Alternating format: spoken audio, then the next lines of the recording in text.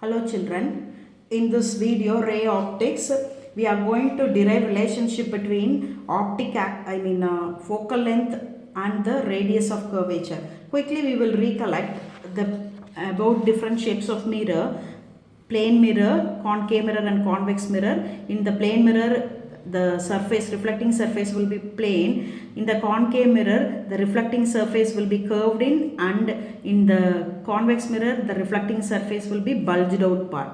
How did you obtain this concave and convex mirror? It is actually from a spherical ball, glass ball. Okay, from a glass sphere. If you are going to shade the side with the silver, the inner part will be the reflecting surface. It will act as the concave mirror, and if the outer part is going to act as the reflecting surface, if you are going to coat this side with the silver and outer part, bulged part, is going to be the reflecting surface, that will be the convex mirror. C is the center of curvature, that is nothing but the center of this sphere.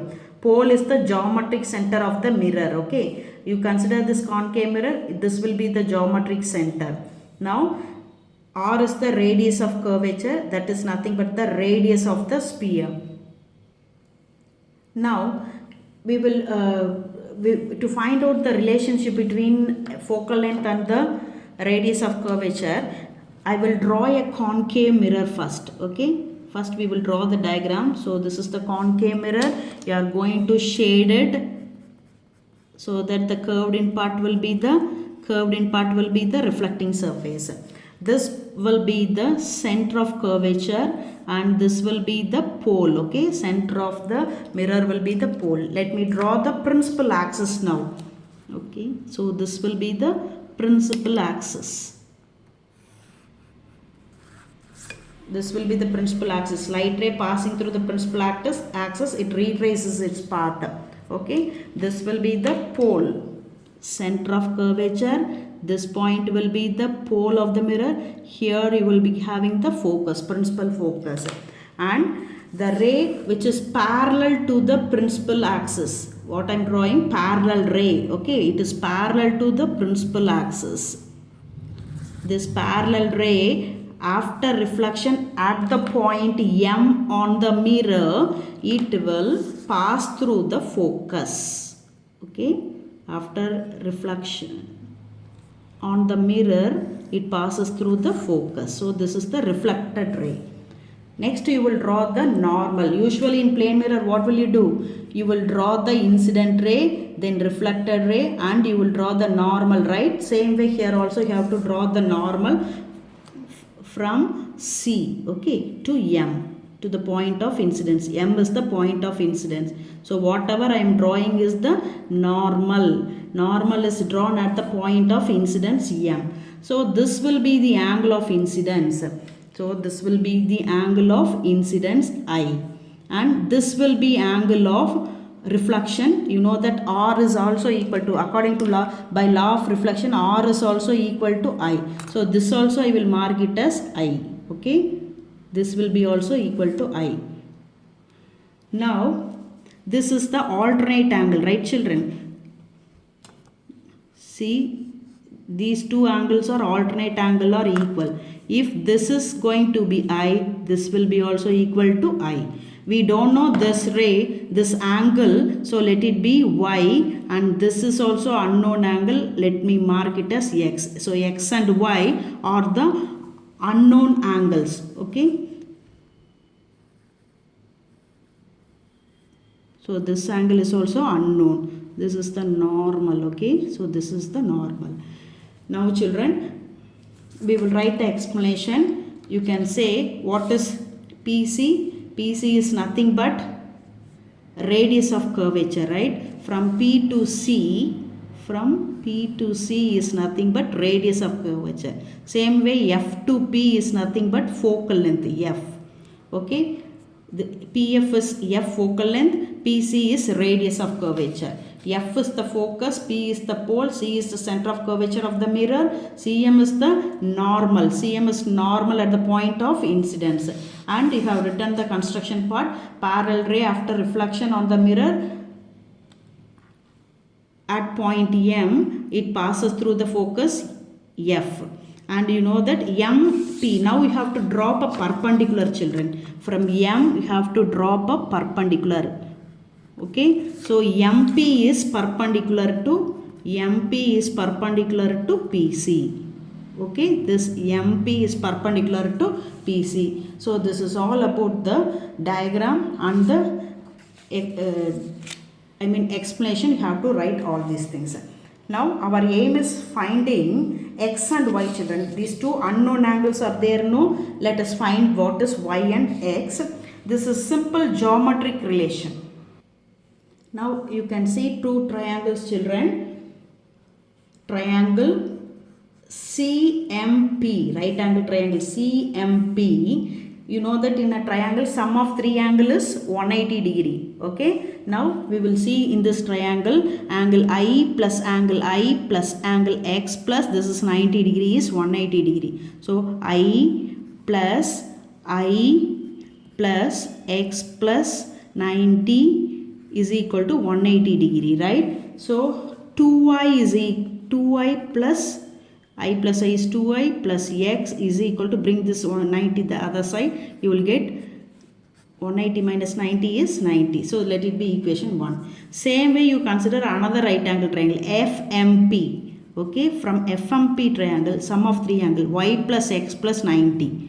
Y plus x plus 90 is equal to 180. Same way y plus x is equal to 90 degree. Now you compare these two equations, children. RHS are same, right? So equate left hand side. So y plus x is equal to 2y plus x. xx.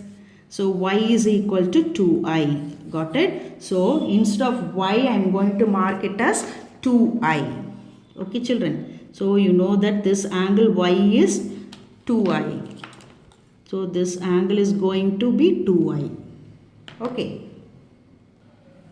children, from this triangle now we will find the relationship between F and R. Okay, consider the right angle triangle CMP. Okay, from the right angle triangle CMP, what is tan I?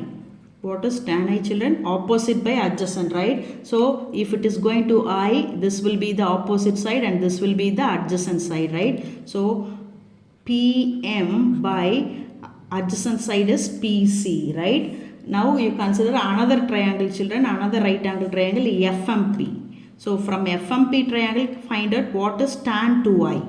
What is tan 2i? This is 2i, so this will be opposite and this will be the adjacent side. MP is the opposite, PF is the adjacent. So PM by PF, right?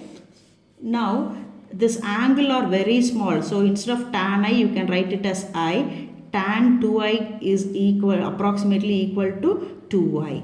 So these two equations, instead of tan I you simply write it as I is equal to, instead of omit this tan. Okay, so I is equal to PM by PC and 2i it is equal to PM by PF. Okay, instead of tan 2i simply write it as 2i.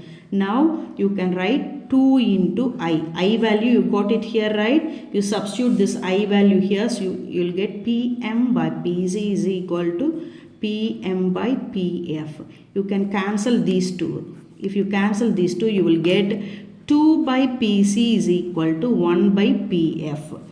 Now you cross multiply, what will you get? PC is equal to 2PF, right? So what is PC, children? Go back to the diagram. What is PC? You can see that PC is nothing but R, right? PC is R and PF is F. So PC is R, radius of curvature, and PF is F. So the relationship between radius of curvature is twice the focal length. Quickly we will draw the reflection taking place in the convex mirror, children. So I am going to draw a convex mirror. Okay, I am going to draw a convex mirror, children. So this will be the curved part. You have to shade it inside so that the bulged out part will be the reflecting surface. Now this will be the center of curvature. This will be the pole. Join this P and C. Okay, let focus be at this point. Now this is the principal axis, right? Now the ray parallel to the principal axis, after reflection it passes through the, after reflection at this point M, it gets reflected, right? Now this parallel ray after reflection at the point M reflects, but this reflected ray, it will appear to coming from this point F. Okay, you extend it is backward, so this reflected ray appears to come from the focus, it appears to diverge from this point F. Okay, and as usual you will be constructing a perpendicular, right? This PM is perpendicular to this, and you have to draw the normal, right? So this is the normal. So this is the normal. This will be the angle of incidence. This will be the angle of incidence. This will be the angle of reflection. Again, nothing but R is equal to I. So I will mark it as I. Okay. So these two are corresponding angles. So this will be I. So this angle Y, you have already know how to find out that. So this will be equal to 2I. I hope you understood, children. You can practice this diagram also. Thank you.